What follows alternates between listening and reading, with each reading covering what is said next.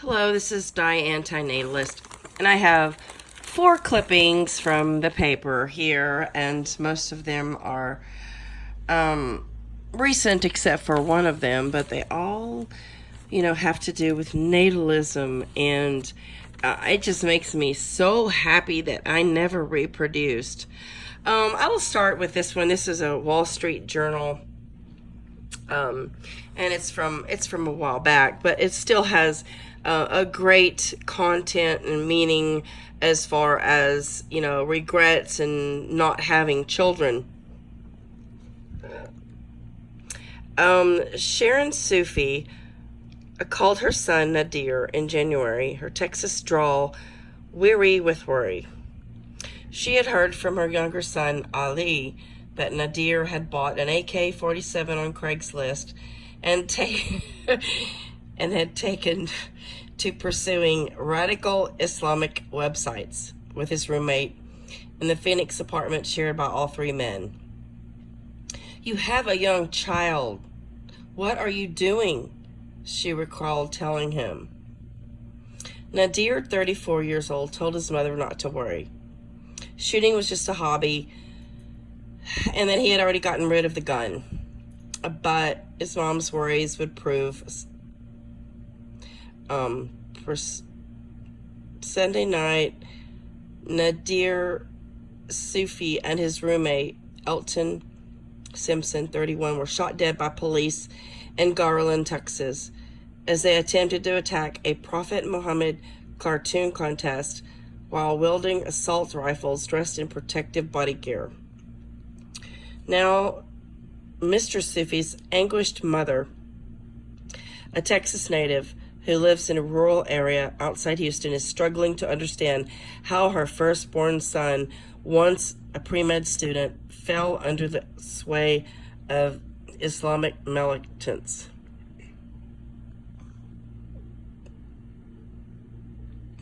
She said her son's childhood had been cosmopolitan and comfortable.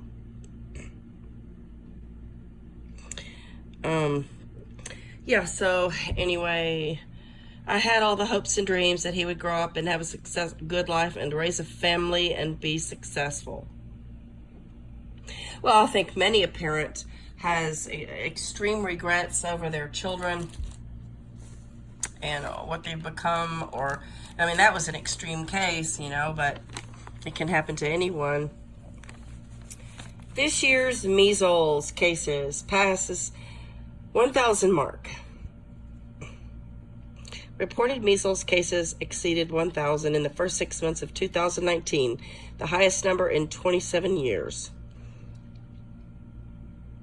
The total in the U.S. has grown to 1,022, the CDC reported. That's the highest since 1992, when there were 2,200 cases nationwide. A greater number of travelers who contract the disease abroad, and more cases spreading in communities with groups of unvaccinated people. So measles has made a comeback, unfortunately.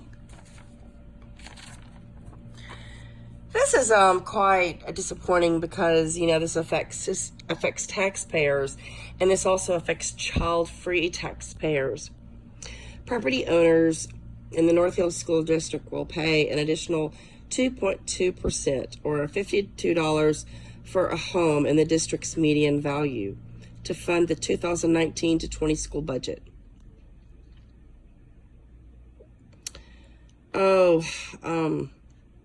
The additional revenue will cover increasing costs for pension payments, special education programs, and more staff for the district's growing student population.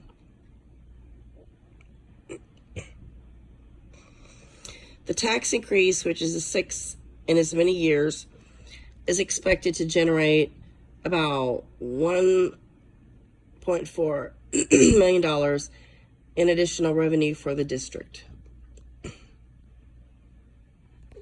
Nowadays, in school, there's a lot of special programs for autistic children, special ed programs,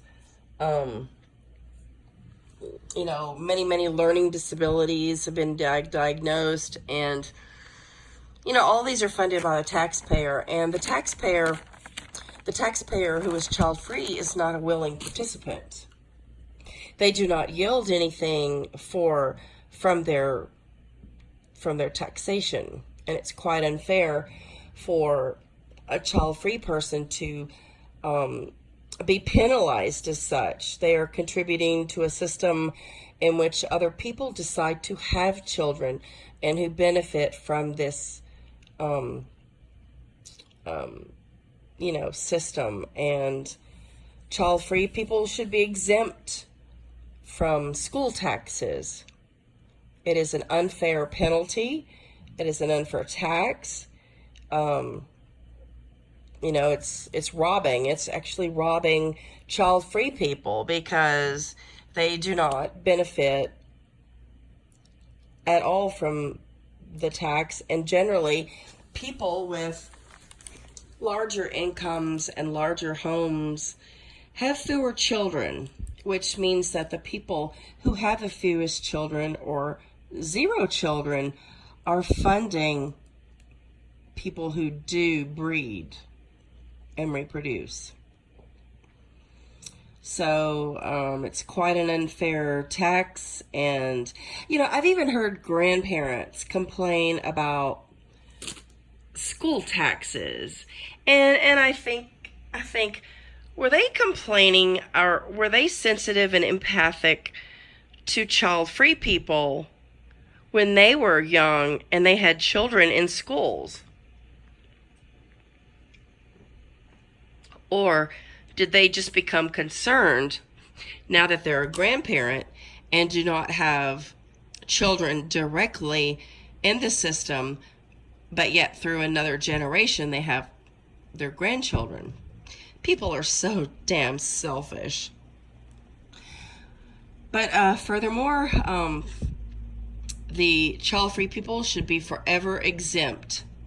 And once you start biologically reproducing, you should be responsible for taxes for herever after. And yes, that means grandparents, because you are responsible for your grandchildren.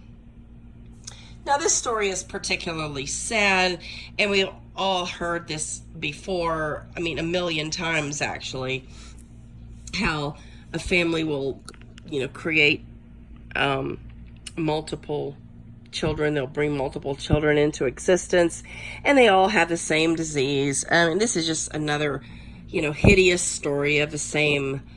And this particular story affected 4 brothers.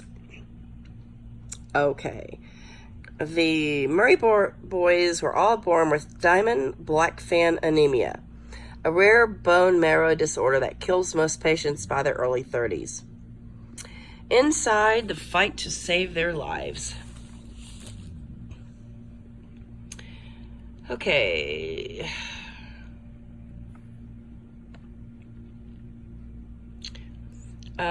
After Sean was born, we asked every doctor we came into contact with what the odds were of having a second child with DBA, recalls mom.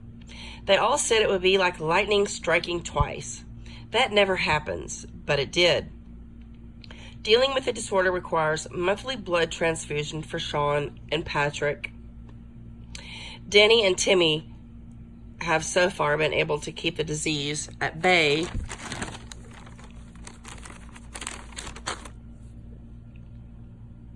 with regular oral steroidal treatments. But DBA causes extreme tiredness and weakness. It limits what they can do.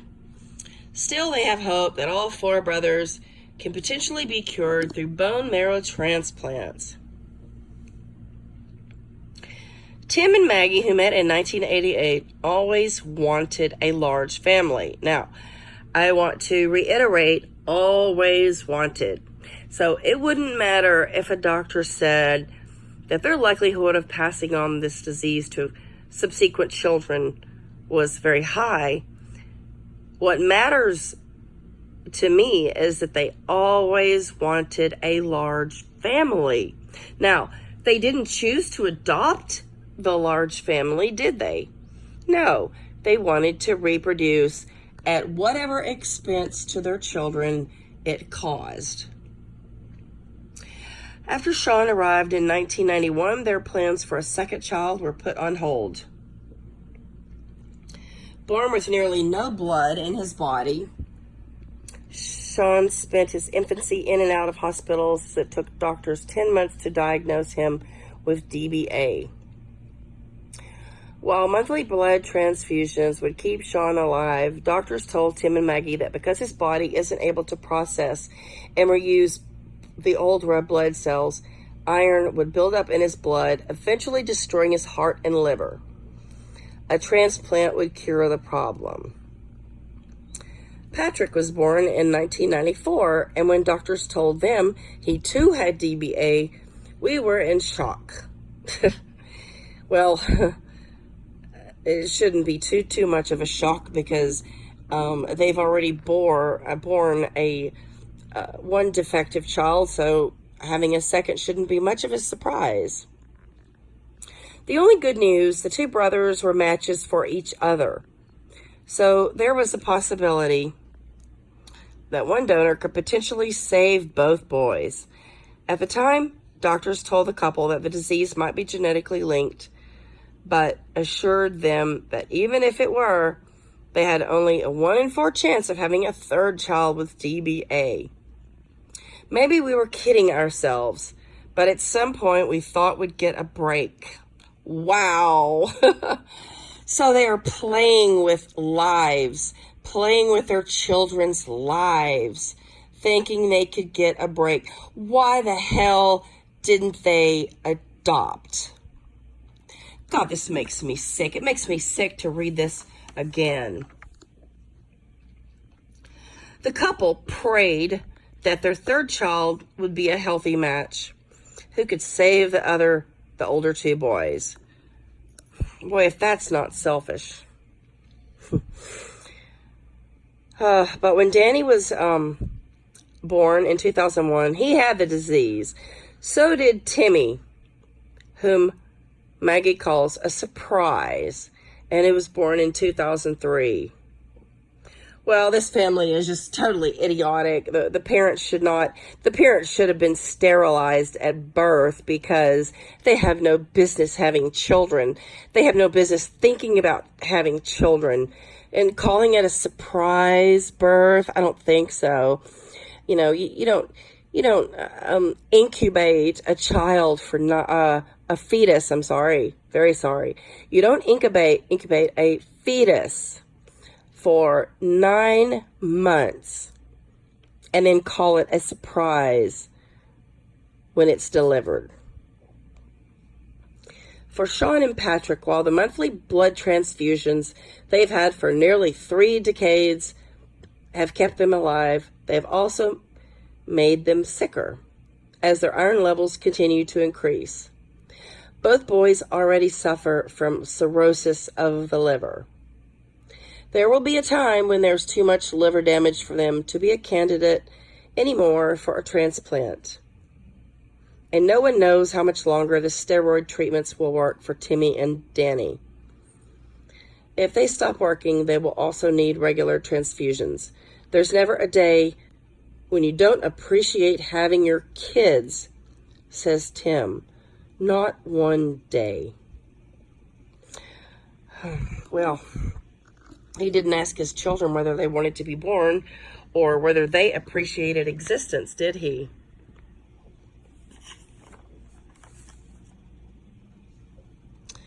Yeah, okay, the boys prefer looking ahead to the future. Obviously, we want a donor, but that doesn't change my thinking. I still want a career, and I want to possibly have a family, says Sean. Oh, boy. Yeah, let's pass on the disease to some grandchildren.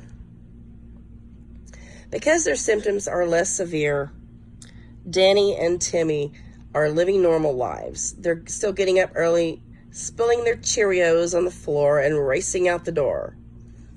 Not knowing how fast that clock is ticking means the Murrays aren't wasting a single minute of the time they do have.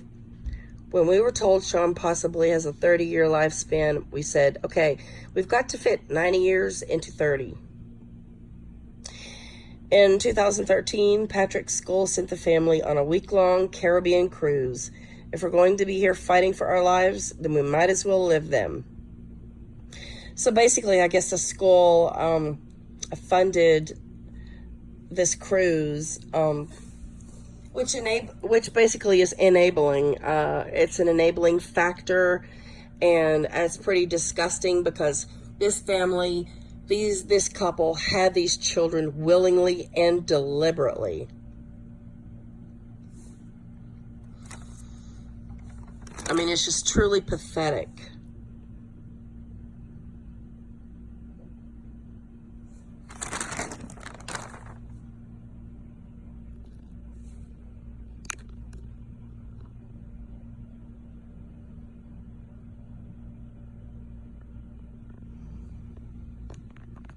Well, that doesn't look like much fun, does it? Is that a blood transfusion through the heart? Oh, I don't know. It looks like it.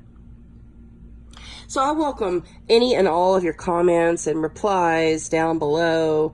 And, you know, this just makes me sick.